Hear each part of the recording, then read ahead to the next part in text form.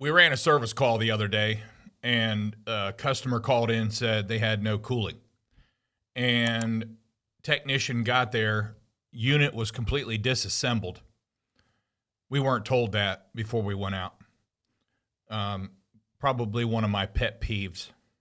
Don't touch anything until the technician gets there, right? So technician quoted customer a price to reassemble it and troubleshoot it, which we did. When we reassembled it, it was a bad compressor. Customer said, give me a price. I believe the compressor was under warranty, but no labor, no refrigerant, no guarantee once we get it put back together with a new compressor that there wasn't other problems. So gave customer a price. Customer threw a little tantrum, a little fit, got very upset, called the office, canceled his maintenance agreement, canceled everything else, and fired us, which is perfectly fine in this case. You fire us or we will fire you, because we don't need customers disassembling their units and then getting upset about it anyway. So it didn't end there. Customer got on a little rampage on social media, on a little city private page, which we could not respond to, and started just a big fire. Lied, never mentioned he disassembled the unit, never mentioned the compressor was bad, just basically complained that we charged too much, and it went on and on and on, which started other people saying negative things about us. It just started a little fire. So when I talked to a couple people in the company about this person, it ended up we've had issues with him in the past, and one of my team members said, yeah, he's actually a jiu-jitsu trainer. So he's got a high degree belt in jiu-jitsu. Well, Travis, my son's in jiu-jitsu, and I know a little bit about jiu-jitsu, that you're supposed to be extremely disciplined and extremely patient. That's jiu-jitsu. I didn't look up the motto or anything like that, but you're extremely disciplined and extremely patient. So in a meeting with other people in the room, I said, let me have his phone number. And it was only a couple days after this happened, this rampage on social media. So they gave me his phone number, and I called him right there. Of course, my phone probably came up Greg McAfee or McAfee Heating, and he didn't answer. So I left him a message, and the message went something like this. I'm going to say his name's Bob. Hey, Bob, Greg McAfee with McAfee Heating and Air. I heard you had a problem with a service call and decided to cancel everything and fire us, which was fine at that point. But then I also see from another customer, they shared that you have completely bashed us on social media for no reason. You also lied. But you know what gets me, Bob, is you're a jiu-jitsu trainer. You're supposed to be disciplined and patient. You never once called here and talked to a manager about your problem. You didn't address it with us. You didn't have us try to fix it. You didn't do anything, Bob. And that's not jiu-jitsu. That's being a big baby. So, Bob, I'll give you an opportunity to call me. And I gave him my phone number. And I hung up. And my team was like, man, yeah, you're crazy. I said, no, I like to get things resolved. The title of this podcast today is Healthy Conflict, Healthy Minds. I've been doing this 34 years. I know how to address things. I know how to confront things. And I know how to have healthy conflict. Evidently, Bob didn't want any conflict because he never called me back either. Weak. very weak. I actually relate this kind of act as a terrorist act because we all know since 9/11 that terrorists drop bombs and run. And yes, some of them commit suicide bombs, but for the most part, they drop bombs and run. They won't confront you. They won't look you in the face. They won't address an issue. They are chickens. They are scared, and they drop bombs and run. And that's what these kind of people do. When they drop bombs on social media, they're extremely brave behind their keyboard, but they're extremely wussified in front of people. And I say that seriously. They're scared. They won't confront. They just know how to drop bombs behind a keyboard. And I can't stand that. And I know you can't either as a business owner. However, we need to learn that healthy conflict creates healthy minds, and we're going to talk about that today. Hey, this is Greg McAfee, and welcome to the Greg McAfee Show. Now let's get started.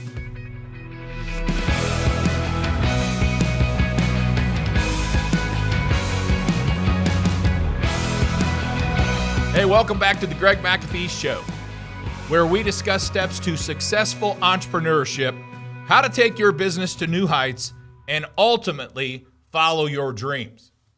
Now, today we're going to be discussing healthy conflict, healthy minds, because there are so many people today afraid of conflict. We're going to talk about that and some of the reasons why.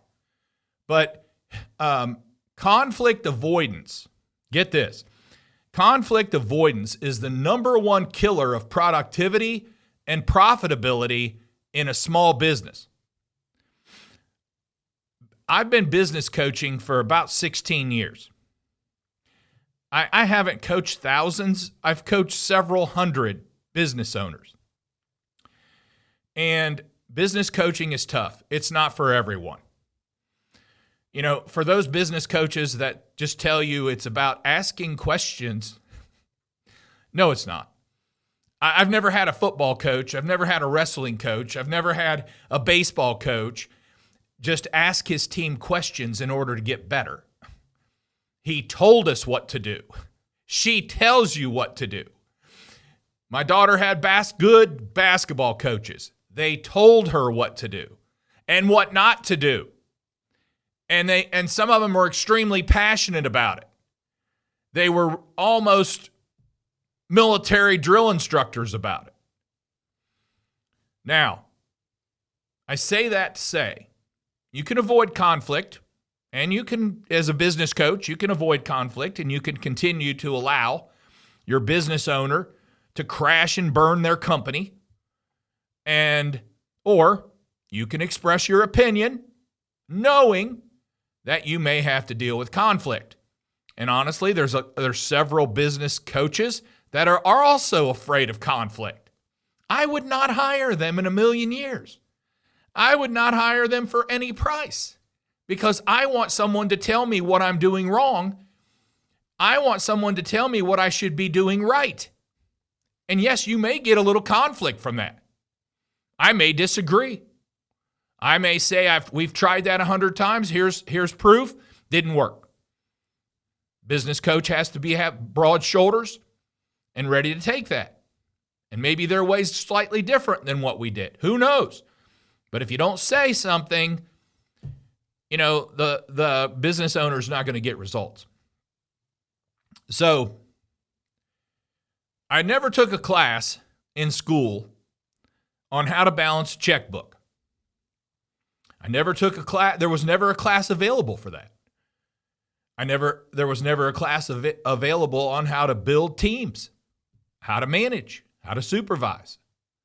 I'm talking about in high school. You would have to specifically pay for something later to get these kind of classes.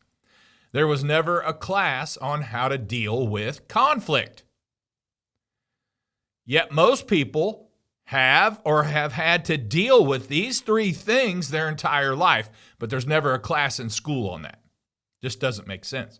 Now, according to the report, workplace conflict and how businesses can harness it to thrive, the following statistics demonstrate how pervasive conflict is in the workplace. I'll go through these relatively quickly. There's about 8 of them here. 85% of employees deal with conflict on some level every single day. 29% of employees deal with it almost constantly. 34% of conflict occurs among frontline employees. 49% of conflict is a result of personality clashes. 34% of conflict is caused by stress in the workplace. 33% of conflict is caused by heavy workloads. And 27% of employees have witnessed conflicts that lead to personal attacks. And 25% of employees have conflict result in sickness or absence. So, our team deals with conflict every day. If you've never listened to a few phone calls for an hour or so, you'll see they have to deal with conflict from customers all the time. Who trains them for that? How do they handle it? Do you know that? Because how they handle that conflict is extremely critical to your company's success. We train this. We role play this. We deal with it because we deal with conflict here at McAfee. We're not tucking anything under the rug. We're going to deal with it, fix it, and move on quickly. And you should too. It's extremely healthy. Healthy conflict, healthy minds. Many people have a deep-seated fear of conflict due to a variety of reasons. And here's a few. Fear of rejection or isolation. People often worry that expressing dissent or engaging in conflict might lead to rejection or isolation from people, their peers, their friends, their family. This fear of damaging a relationship can make them avoid conflict altogether.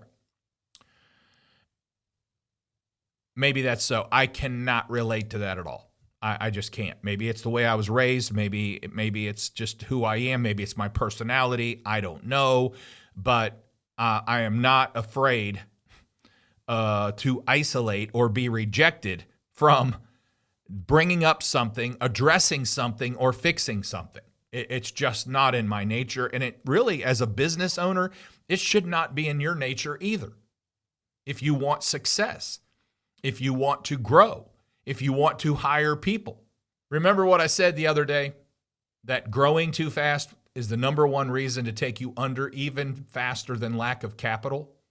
And number 2 is hiring too fast when you have 0 managing, 0 supervising experience. It'll take you under faster than lack of capital. So it's very important that we deal with things, that we deal with issues quickly.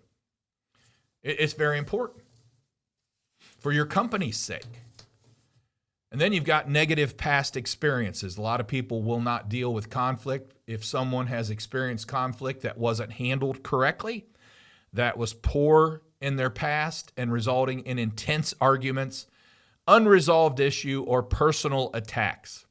They might associate all conflict with that kind of stuff right there, and it prevents them from addressing things, bringing things up because they're afraid it's going to go that direction. I get that. I truly get that one. And it's sad because I was raised in a different way, and I understand that past experiences can really slow you down if you don't address them and fix them, and a lot of times get counsel and therapy because of them. And then lastly, lack of confidence in communication skills. Many individuals doubt their ability to effectively communicate during conflict. They may fear that they won't be able to articulate their thoughts clearly enough or quickly enough in the situation, leading them to steer clear of conflict to avoid potential embarrassment or misunderstandings. I truly get that one too. It takes practice. It really does. It takes practice. Speak up with small conflicts. See, I hate when we're in a meeting. I hate when someone tells me they have an idea after the meeting. I'm like, why didn't you bring this up during the meeting? This is the reason. They lack confidence in their communication skills, and they didn't want to bring it up in front of everybody. But I will still address it with them. Why didn't you bring it up during the meeting? This was excellent. We could have discussed it. That's what meetings are for. All right? So those are 3 things of why many people have fear dealing with conflict. But we have to work through those. I can give you 3 of my weaknesses that I have to work through. Everybody has weaknesses. Everybody has to address things that is holding them back. Now, conflict can be healthy. And that's what we're talking about today, because healthy conflict creates a healthy mind if it's done correctly. So conflict can be healthy in a business setting because it often leads to better solutions, better innovations. When managed constructively, conflict can do this. Number 1, it can encourage open communication, okay?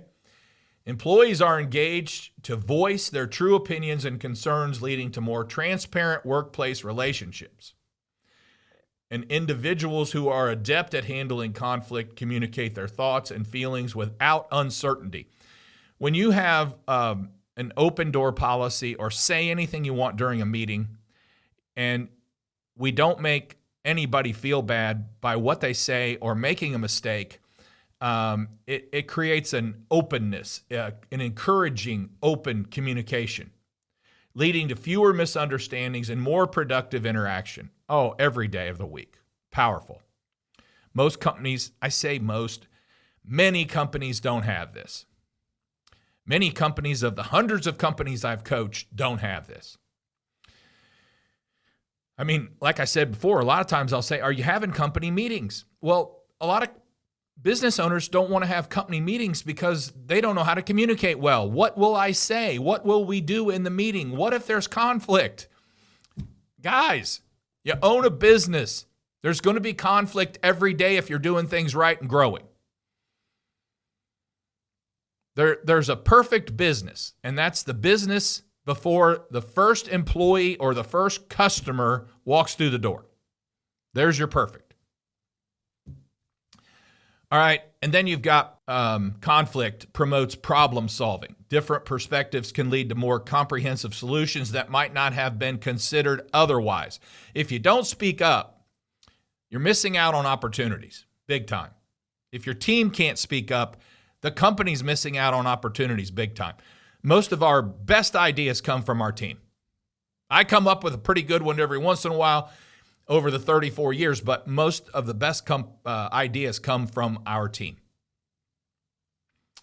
And then you've got drives improvement, you see, because conflict often highlights underlying issues that need to be addressed that would not otherwise be known about. And prompting change that improves business. It's your business, right? You either own it or you manage it, something, or your partner's in it, or something to that nature. Now, you want your business to improve, right? I mean, I hope so. In order to improve, you're going to have some conflict, healthy conflict. And then you've got, it enhances commitment, because when employees feel heard and can see that their input can lead to change, man, that's motivating for them. They will start speaking up more and more and more. It increases their engagement and commitment to the company.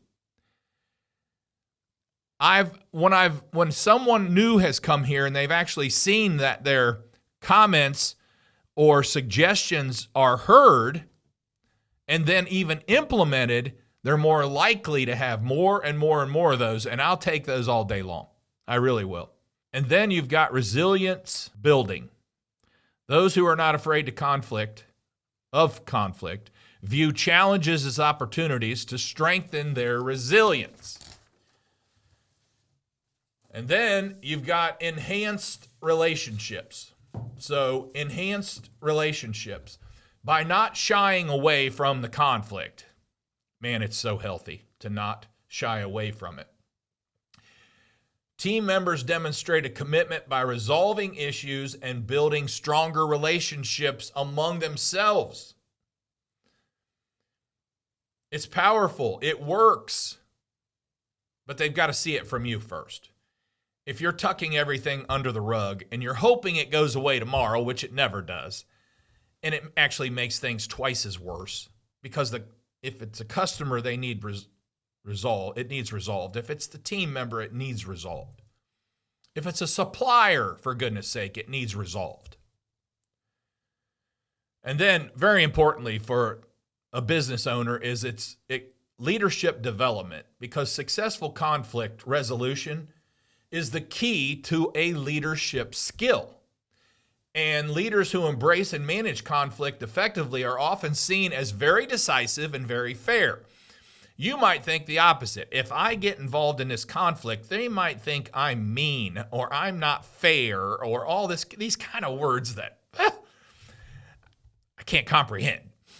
It actually builds a fairness atmosphere, a fairness culture, more decisive culture. And honestly, no matter what the personality is of the team, no matter what age of the team, people like fairness. They like to know where you stand as a business owner.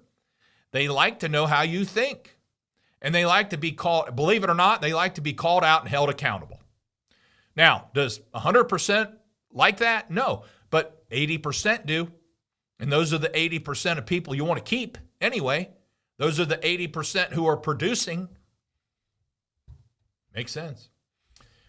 All right, these points emphasize that dealing with conflict constructively is the way to personal growth, and for you, business growth, personal development, and business development. And it frees us up from holding things in, because if you're not letting it out, you're holding it in, which causes stress, which actually can cause cancer. It can cause nervous breakdowns. It can cause people to quit. It can cause lack of growth in a business. I mean, there's nothing healthy about holding things in at all. Bottling up your feelings, not healthy. It leads to increased stress, anxiety, and that's what's trying to be avoided in the first place. You're not dealing with conflict because you're trying to avoid dealing with a problem. And by not dealing with it, it's causing stress to either you, your team, the person, the supplier, whoever it is, your customer. So my advice today, common sense, take action and lead, for goodness sake, by having tough conversations. I've said before, if you want to be in business, if you want to be a business owner, if you want to be a manager, you're going to have to deal with tough conversations. There's nothing easy about it. Many tough conversations can come from what's in your handbook. And please tell me you have a handbook. What's in your handbook? Does it say what office staff can wear or not wear? What's in your handbook about how a service tech looks, wears, boots, belt, t-shirt, whatever it is, hat, what kind of hat? I mean, when you address these things, you might get some conflict.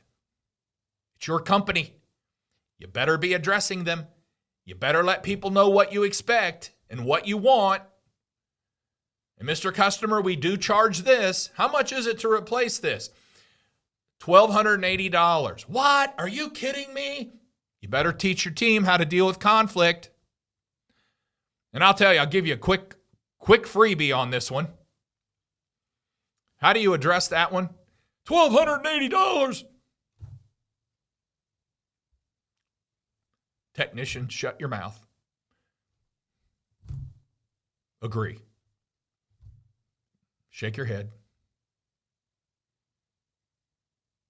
A lot of times, here's what happens. They're upset. $1,280. And you just go,